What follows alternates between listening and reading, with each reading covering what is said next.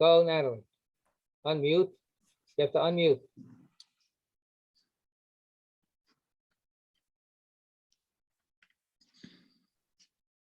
You're still muted, Natalie.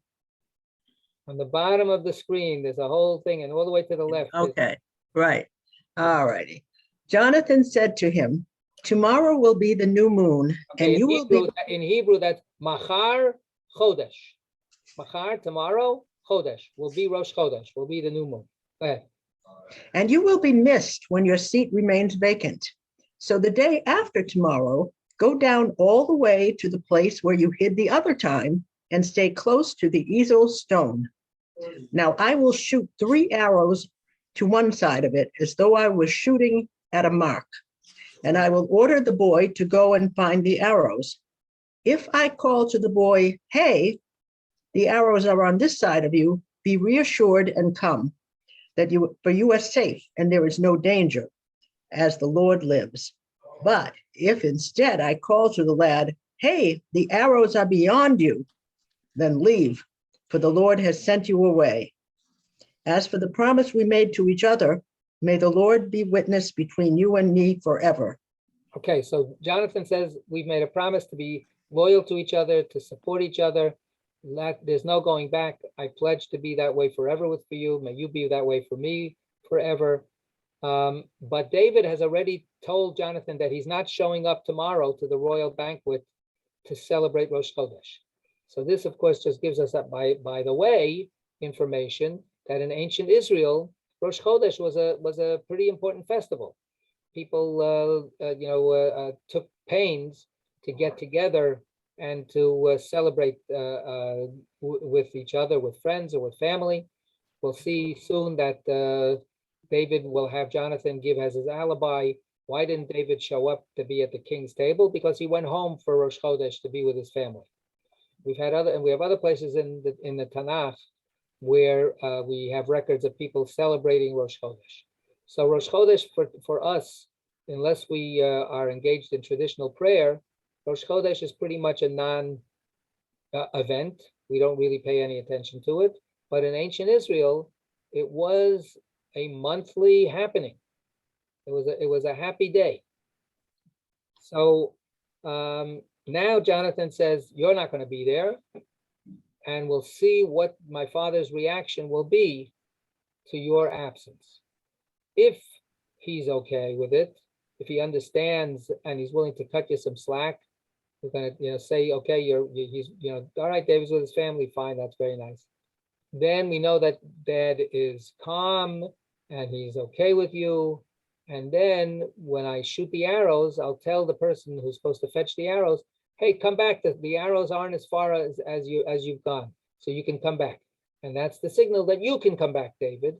But if I say to the young lad who's going to be running after the arrows, keep going. Yeah, the arrows went much further than when you went. You have to keep going. Then that's telling you, you better get out of here. Keep going. Run away. My father is not going to be nice to you. Okay, so that's the signal that they have to work with. Okay, 24. David hid in the field. The new moon came, and the king sat down to partake of the meal. When the king took his usual place on the seat by the wall, Jonathan rose, and Abner sat down at Saul's side. But David's place remained vacant. That day, however, Saul said nothing. It's accidental, he thought. He must be impure and not yet purified. But on the day after the new moon, the second day, David's place was vacant again. So Saul said to his son Jonathan, why didn't the son of Jesse come to the meal yesterday or today? Jonathan answered Saul, David begged leave of me to go to Bethlehem, he said. Please let me go, for we are going to have a family feast in our town, and my brother has summoned me to it. Do me a favor, let me slip away to see my kinsman. That is why he has not come to the king's table. Saul flew into a rage against Jonathan. You son of a perverse, rebellious woman, he shouted. I know that you side with the son of Jesse, to your shame, and to the shame of your mother's nakedness. For as long as the son of Jesse lives on earth, neither you nor your kingship will be secure. Now then, Have him brought to me, for he is marked for death. Okay, so now it's unambiguous. The reaction is not a good reaction. Saul is infuriated. And of course, he's infuriated in two ways, on two levels. He sees David as an insubordinate. He sees David as not loyal to him. Otherwise, he would have shown up. When we read the section, the paragraph right before, his place was empty. It says Abner sat down at Saul's side. Jonathan rose, Abner sat on Saul's side. David's place remained vacant. So we see that David is a VIP. He's got his own reserved place. So it's absolutely clear that he's not sitting there. It's an empty seat. It's a gaping hole at the table, and his VIP position is obvious. You can't hide that he's not there. And then his father is angry not only at David, but who else is he angry at? Jonathan. He's angry at his own son. And he curses him out with vile, vile language.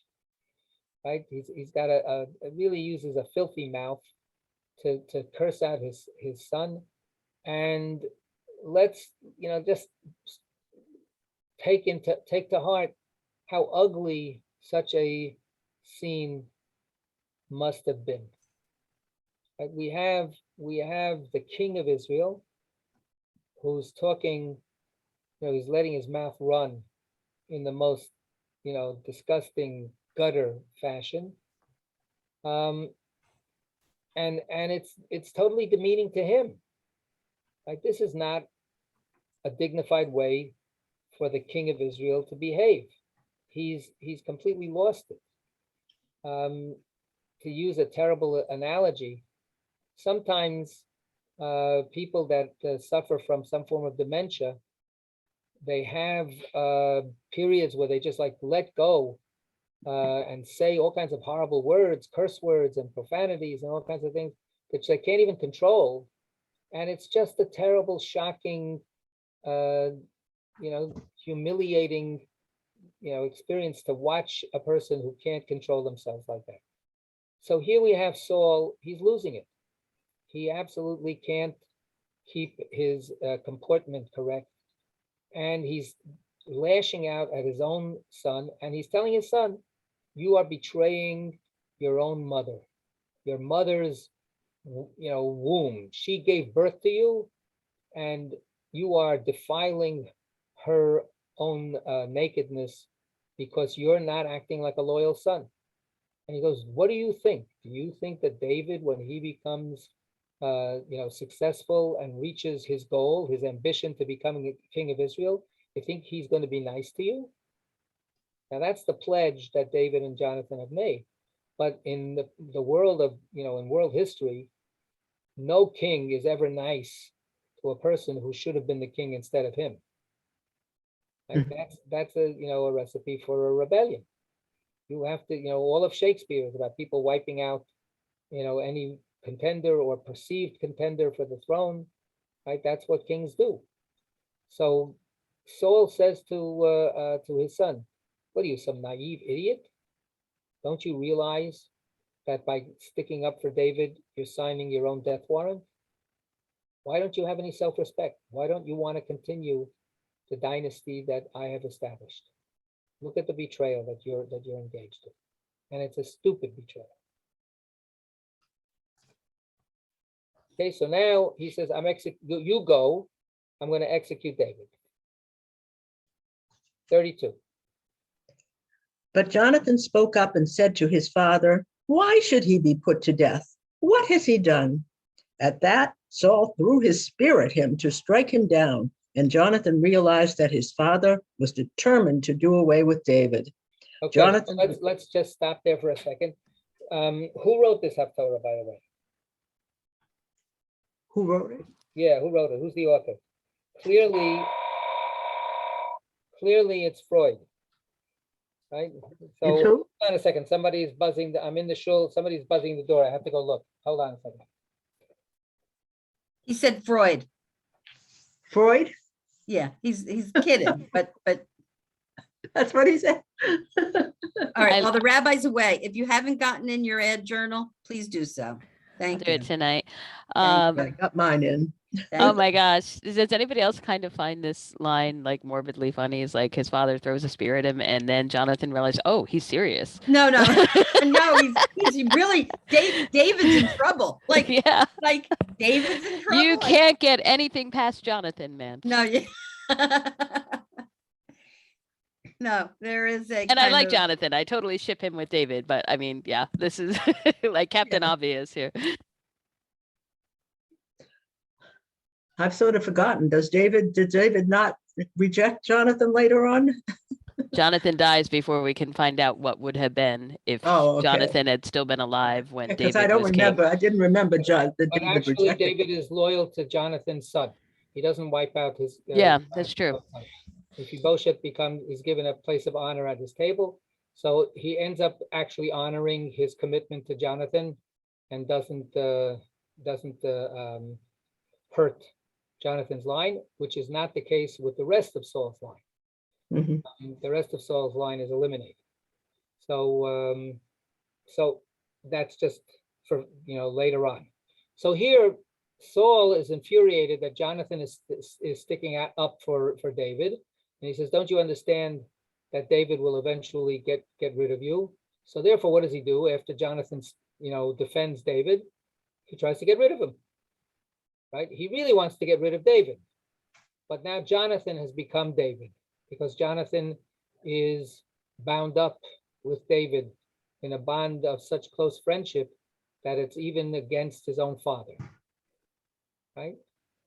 And he's now ready to bring the whole roof falling on everybody, right? He's ready to kill his own son for not wanting to be the loyal continuer of his line. So this is the tragic collapse of his own emotional well-being and of the whole family situation and the national situation. So this is what we have. I just want to, as an aside, I want to contrast this. This is, of course, a real intimate behind-the-scenes portrait of this encounter and this conflict of a royal offspring defying their parent, right? Who is the king. Where do we have another biblical story of somebody defying their parent who is the king? A biblical story? Biblical.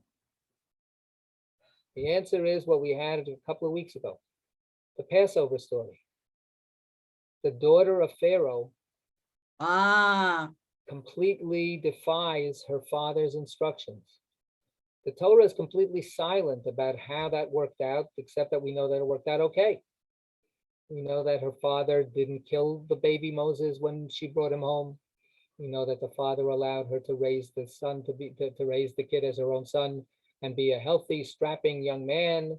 And he allowed everything to happen, up to a point until of course Moses got himself in trouble when he was an adult, when he was already a grown man. But there, who knows? We don't really have the behind-the-scenes encounter. How did Pharaoh deal with the brazen total disregard by his daughter of his authority? So we don't have a story there, and it worked out okay for us, thankfully. Here we have this story within our own royal family, right? And it doesn't work out well. Right? This is, again. Is it possible that Pharaoh did not know that he was Jewish? I don't think so. No. I mean, it strains the imagination to think that for years and years she knew, because the Torah tells us she knew. And she's bringing in Hebrew nursemaids for him. And the idea that she could keep a secret from him for 20 years or more, or 40 years, actually more, is it's hard to believe. So, somehow or other, even if he didn't he's allowing her to do something here that's definitely out of the ordinary. But anyway, here not. And Jonathan now realizes that it's a lost cause. Okay, so 34. Jonathan rose from the table in a rage. He ate no food on the second day of the new moon because he was grieved about David and because his father had humiliated him. In the morning, Jonathan went out into the open for the meeting with David, accompanied by a young boy. He said to the boy, "Run ahead and find the arrows that I shoot." And as the boy ran, he shot the arrows past him. When the boy came to the place where the arrows shot by Jonathan had fallen, Jonathan called out to the boy, "Hey, the arrows are beyond you." And Jonathan called after the boy, "Quick, hurry up, don't stop." So Jonathan's boy gathered the arrows and came back to his master. The boy suspected nothing, only Jonathan and David knew the arrangement. Jonathan handed the gear to his boy and told him, "Take these back to the town." When the boy got there, David emerged from his concealment at the Negev. He flung himself face down on the ground and bowed low 3 times. They kissed each other and wept together. David wept the longer. Jonathan said to David, "Go in peace, for we two have sworn to each other in the name of the Lord. May the Lord be witness between you and me and between your offspring and mine forever." That's the Torah. So again, the touches here are really beautiful. The way that Jonathan, it's a very, again, you could sort of, now that we've seen Masterpiece Theater and all these period movies and everything, we can really imagine, the crisp, air of the morning. It's a little misty, and he's going out there with the arrows and this innocent boy that doesn't know what's going on, and he's played with by Jonathan. Jonathan lies to him, right? Because he needs to get the signal across to his beloved friend, and David is waiting for this kind of message, hoping against hope that maybe Saul had quieted down and relented. Now he hears the message. The boy is hanging around. Jonathan has to get rid of him, and David has to wait, and he has to wait until the coast is clear for him to come out, and then they fall on each other and cry and bemoan what is happening, and then the pledge at the end. That they will always, forever be eternal friends to each other. All right. Any other comments about this? Jeff? Having watched like all these, historical dramas and stuff, is anyone else amazed that A, the boy wasn't secretly in the employ of Saul, or B, that there wasn't anyone else trailing Jonathan at this point to try to capture David? Anybody else not amazed by that? See, thankfully, it's before Masterpiece Theater really caught on. Or maybe it shows that Saul isn't, obviously he wasn't thinking when he's upset with Jonathan for not being his heir, and yet he's trying to kill Jonathan, which would definitely prevent him from being his heir in a fit of real anger or madness or whatever. So he's obviously not doing what would actually forward his agenda, as evil as that agenda is. And we kind of do see later, much later, David's really canny when it comes to offing people and etc. Yeah. And he does, when he's talking to Solomon, he does make sure his agenda is furthered, regardless of how that turned out after Solomon's reign or whatever. But so leaving David aside, I think that your point you're making about Saul is really important and a good point. Saul is not the schemer. Saul is not the complex chess player, manager guy. He's really, we were introduced to him at the beginning of his story. He's a country bumpkin. He's got certain beautiful, honest strengths, but he has not really been able to cope with the complexities of the position that he's in. And it's not out of evil. The man is not an evil schemer. On the contrary, and that's part of the sad commentary that you draw from these whole stories. The guy's just too much of a good, decent person. And you can't be that and be the king of Israel, which is an irony and a terrible indictment of the world. But because that's what we want, and afterwards we mythologize. Oh, this one was perfect, that one was perfect, David was perfect, etc. But that's the tragedy here. Saul is not even capable of running the complex palace intrigues that the screenwriters of all of these shows. He's not able to do that. So that nobody's following Jonathan. That's not part of his impulse. His impulse at the moment was what he did, and then probably for the next 2 days he's brooding and going through the motions of what he has to do. But he's really, only half a human being, really, half a father even. So I think that's an important point to take note of. Let's talk now. Rabbi? Yeah. Rabbi? Yeah. It's David Canigas. But before we leave this for a moment, so they have a system, and they need... sound is coming through so much. Excuse me?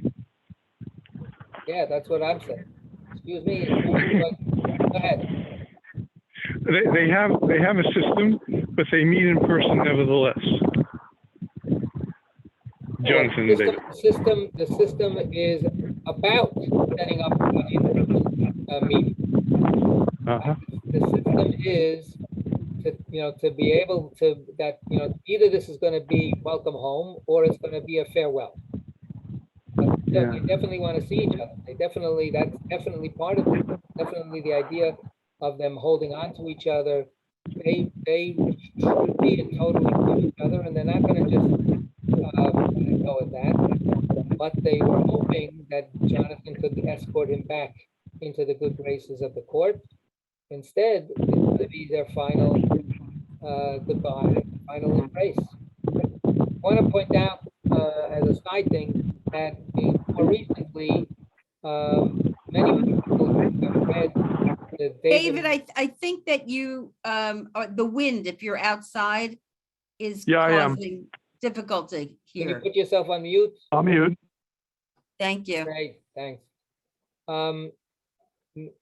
More recently, a lot of readers have seen the David and Jonathan story as a homoerotic story, as a story of two gay men who loved each other within maybe the limitations of the society that they lived in and so on, but that there are hints here of not just that they really like each other as friends, but something much more sensuous and erotic even. It's up for grabs. I'm not convinced about it. I think that people, two men. Come on, throw us a bone. Let us ship them because we don't really have much else to go on. I know, but I think that it's important to acknowledge that sometimes people can be friends and just be friends. So, Right. And really love each other. Right. So I think that people will make of the story what they want to. And like you said, having a need to see some welcoming stories in the Torah and Tanakh is a real need, and it's a legitimate need. So if I'm throwing cold water on it, I do so sadly. But it's heartbreaking one way or the other. And I will even say the following: the sensitivity of the LGBTQ community to picking up these kinds of signals is a developed sensitivity that I don't pretend to have anything close to. And it's entirely possible that David and Jonathan didn't know that they were engaged in something as deep as that. But because of the you know, the cultural realities that they lived in, the kinds of feelings that they had may not have even been apparent to them. So who knows? But it is, like I say, the heartbreaking part here is on many levels. David and Jonathan can't be safe. David obviously is not safe. Jonathan has now completely jeopardized himself. His father is a wreck. The relationship between him and his father is totally damaged. It doesn't fall apart completely. They continue to, you know, be a family, and they continue to be a military family together. But the strain, you know, has been tremendous, and it's you know, it's a terrible, terrible story here of crisis. Let's look now at a different aspect of it, and that's the Rosh Chodesh aspect. How are the protagonists in this story? Let's focus on the three protagonists. The three protagonists are Saul, Jonathan, and David. How have the three protagonists celebrated? According to this story, it was celebrating Rosh Chodesh for 2 days, right? Because there was the first day, and Saul says, maybe he wasn't able to come because he was ritually impure. We're engaging in a meal where we're eating stuff that you have to be pure for, so he couldn't make it, but he should have been purified by that night, so he should have been able to come the second day, and he doesn't come the second day, and that's when everything blows up. So how, one by one, how have each of these three people celebrated Rosh Chodesh? Well, we don't really know where David was, do we? So that David is off screen, so to speak. So Isn't he in the Negev hiding? Yeah, but that's what I'm saying. But we don't have scenes with him. We have a scene with Saul. So we see the Saul scene is that he's at his banquet table. Right. He's at his banquet table the first day, and he's at the banquet table the second day. Right? Then at the banquet table on the second day, that's when the blow up happens with Jonathan. So let's go to Jonathan just for a second. So Jonathan is going through a Rosh Chodesh. The first day, what could we imagine his experience was? Can I ask a question in general? Right. Like Rosh Chodesh, especially if you're out in the Negev, I'm assuming was really dark. Yeah. I mean, Rosh Chodesh is the new moon, right? Right. So there's no modern lighting. So does that make it a more, like, if you're looking at it from Saul's point of view, is that a more sinister time where, you know, armies can move without being I don't know. Is detected? there any indication that the meal was at night and not in the daytime? Well, no, but if you think that David is going to betray you, is it more a worry when at nighttime there's like almost like very, very little light they would have? I have no idea. I'm reaching, but I feel like, I mean, the total blackness or very darkness of Rosh Chodesh was probably like a factor in something of this. I'm not sure. And like I say, I was always actually imagining this to be daytime celebrations. The other places where we have it in Tanakh, that one place that I can think of, it's happening in the day. So Rosh Chodesh begins at night, of course, but you're right. But Yeah, I then was just wondering if he thought David was sneaking off this, like at that first night of Rosh Chodesh would be a really good time to do He definitely it. thinks that David is up to no good. He definitely thinks that David is up to no good, but in general, probably what he's thinking is he's out there mustering troops. He's organizing a rebellion. He's getting allies to pledge allegiance to him and against me, things like that. So I want to be much more narrowly focused. Let's keep the camera focused much more close up. So Jonathan, let's try to do a little method acting for Jonathan on the first day. What's he going through? Audrey, do you want to say something? Well, you had been asking about Rosh Chodesh. Yeah. And it just seems to me that Rosh Chodesh is how I might think of Sukkot or Passover, like a festival. Right. Would So you- that's the general idea. That's what I'm driving at. What I'm driving at is, look, we just had an official festival, Passover. So Passover is Man Cherutenu. It's a time of our freedom. It's got all kinds of wonderful messages to it. It's the time that we're supposed to be rejoicing. We say the Hallel. The official experience of Pesach is all good, right? It's great. There's nothing better than eating that Shmooze matzah. You can't beat it, right? So Pesach officially is at one of the good times, right? It's not Tisha B'Av, it's not Yom Kippur, right? Sukkot is the super time of rejoicing. It's Man Simchatenu, right? So that's the way the calendar officially presents the time. But each and every one of us, I'm sure, knows that just because the calendar says we're supposed to be happy and festive and rejoicing, that doesn't mean that in our own personal experience, that's what's happening when that festival hits.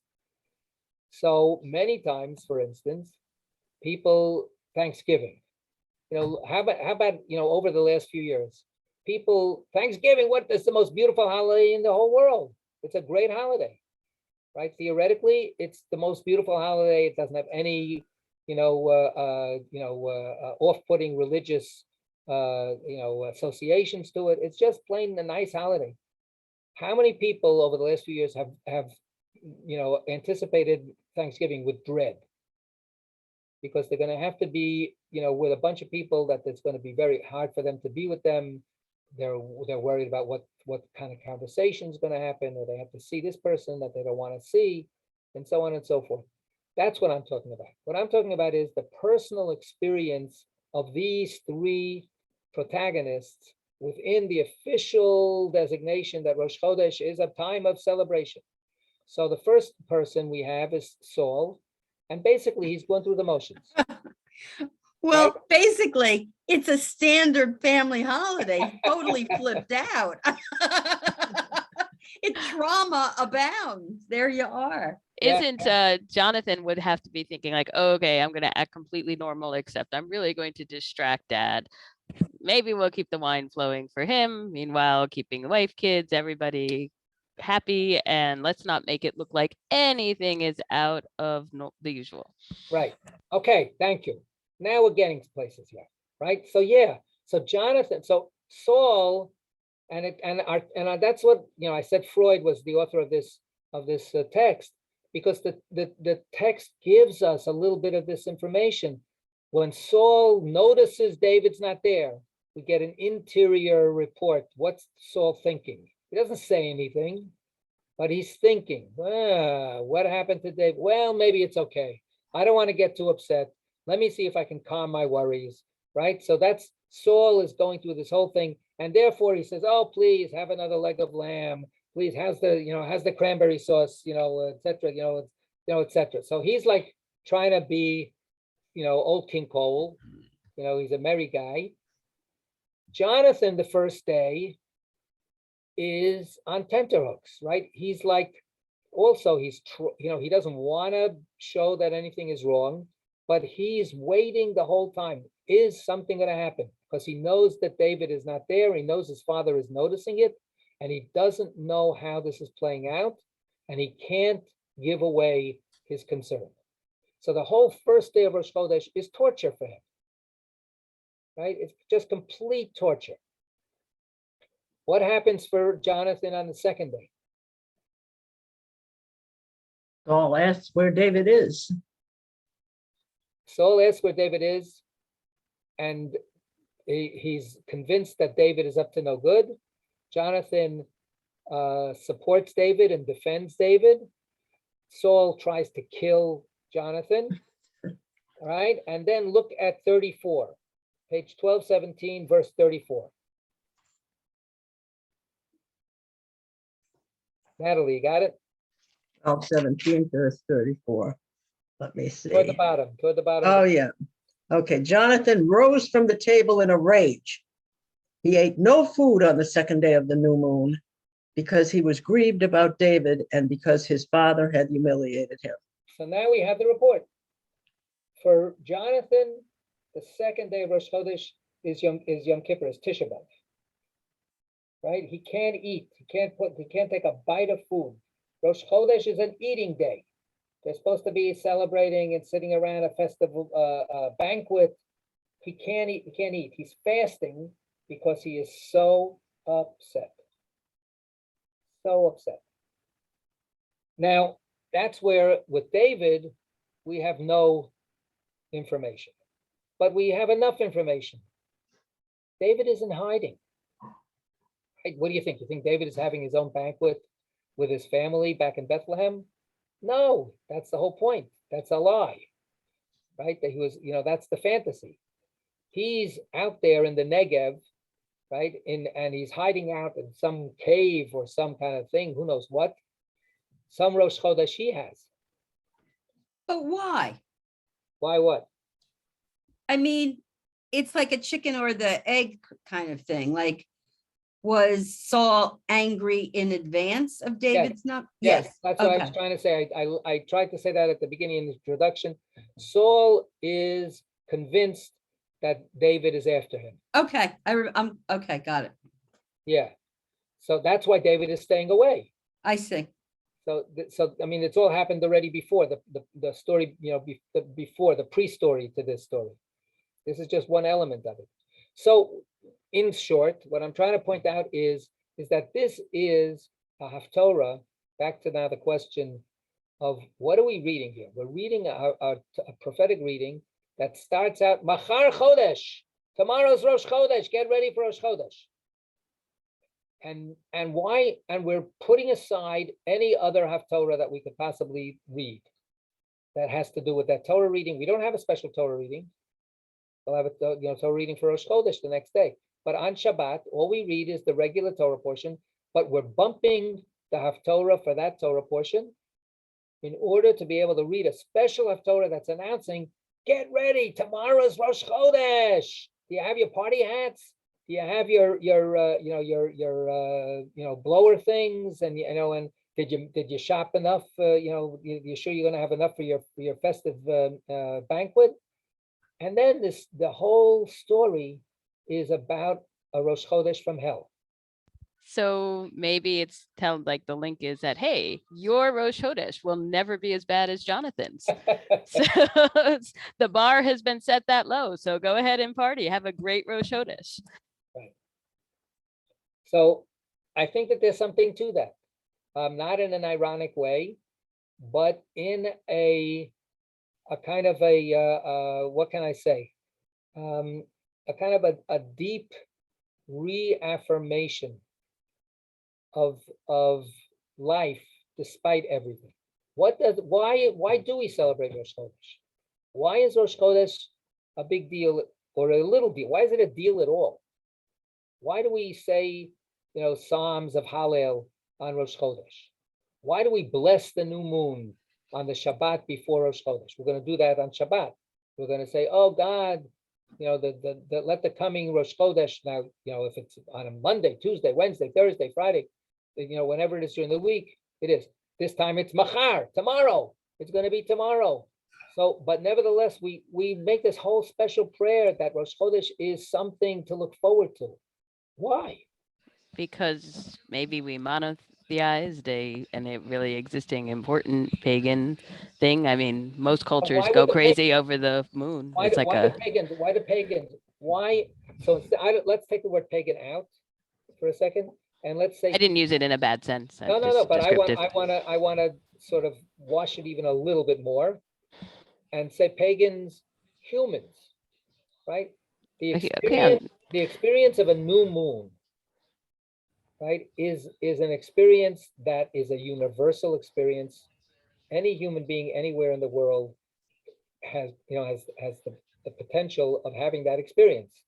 Because it's so dark, and we have to go back to when there wasn't lights everywhere, and then the moon comes back and it's reborn. Right.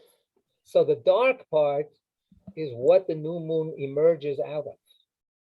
The definition of a new moon is the first discernible sliver of light that the moon reflects after it has gone into the period of total darkness. That's what the new moon is. And in those days, in ancient days, there was no moon by a printed calendar. It was by looking for the light. And that's it. It's literally, the new moon is about searching for the light after the darkness. And the new moon experience is in all human experience, and then the pagan traditions simply add that extra emphasis and extra spiritual recognition. This is a rebirth celebration. Like, this is the idea that hope literally springs eternal. That we're going to go through dark times, we're going to go through hard times, but there'll always be light again. In our tradition, that signaling of that is, the light comes again, but of course then it obviously, after it reaches the full moon, it starts diminishing again. So it's a temporary reprieve. It's a temporary rebirth, but it's a reminder to hold on to a hope of a permanent rebirth, when the light will not go away, when the light will not dim, when there will be just this blazing, beautiful, warm, encompassing, inclusive light, just like at the beginning of creation. What was the beginning of creation? Let there be light. So the beginning of creation is that light vanquishes the darkness, and that there's just spread out infinite light. And then reality as we know it is that it never lasts, but it always comes back. And the hope will be that one day it'll come back and not go away. That's the drama of Jonathan and David. David is the light. David becomes mythologized as our source of light. That's what the Messiah is about.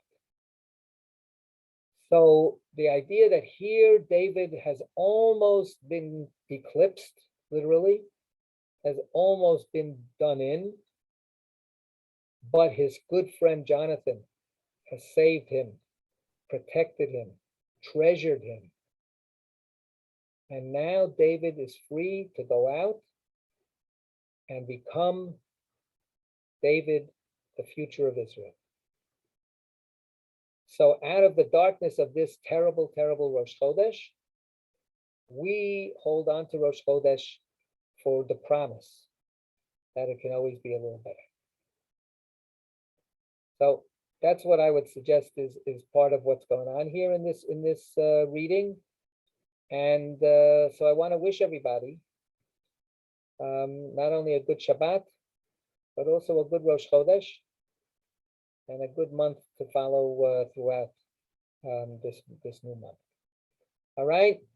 Thank you. Thank you. Take care. Thank you. Bye-bye.